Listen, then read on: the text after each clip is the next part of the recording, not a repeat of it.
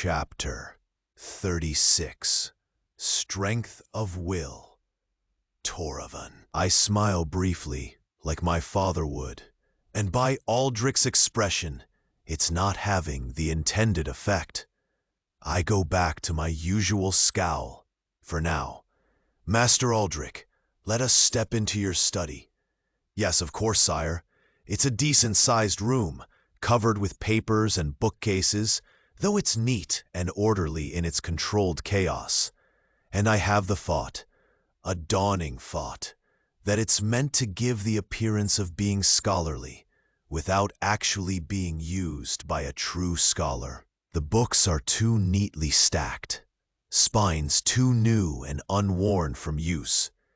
There is dust on the floor in front of some of the bookcases, a light scattering, not fully cleaned up by the staff.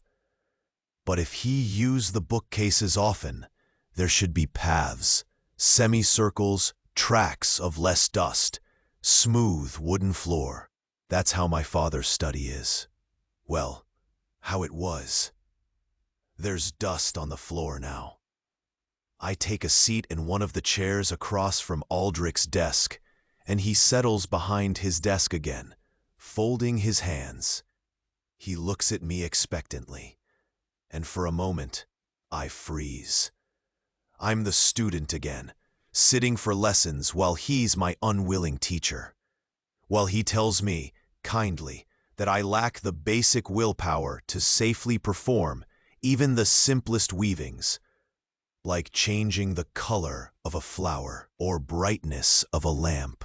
I steel myself by forging ahead. I lean forward, hands on my knees.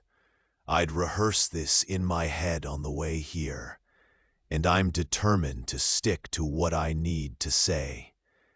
You will dismiss Lord Nikolai Metriel from the mage candidates. He is reckless and has endangered my life not once, but twice now. He ran from the vortex when he said he would unravel it. He made the situation worse and sent it on a path toward the palace. I watch Master Aldrich's face as I say this, looking for signs that he's annoyed with me, or that he disagrees with me. But he just keeps his placid, grandfatherly expression. It's making my temper rise by the moment. And I stop, take a breath, tighten my fists, loosen them again. The weight of my father's signet ring, my signet ring, presses into my palm. I've worn it since just after his death, but today it feels like it means something more than a memento. It means I am the king. I brace myself, because I know Aldrich, and I know myself, and this is a battle of willpower that I will win. Nikolai is reckless, yes, Master Aldrich says with a wave, but you must consider the extent of his family's power and influence. Losing their support can significantly damage our kingdom's economy, while we are already in politically turbulent waters. Did you miss the part, Aldrich, where I said he put my kingdom in danger? There will be much more damage if his recklessness kills this kingdom's king, or any of my family. Calm.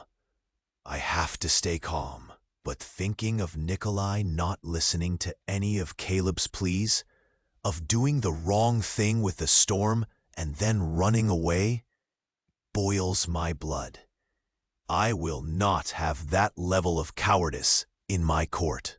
He goes, I say, and I know my tone leaves no room for argument, but Master Aldrich leans forward. Consider, he says, as if he can't see the anger in my eyes or hear it in my voice, and surely he can. He is a master weaver. He can sense the flows of reality much more than I can. Consider that Nikolai is of less danger to the kingdom here in this court, under my watch and yours, than he is elsewhere. If he is left unchecked, he could cause far greater harm. You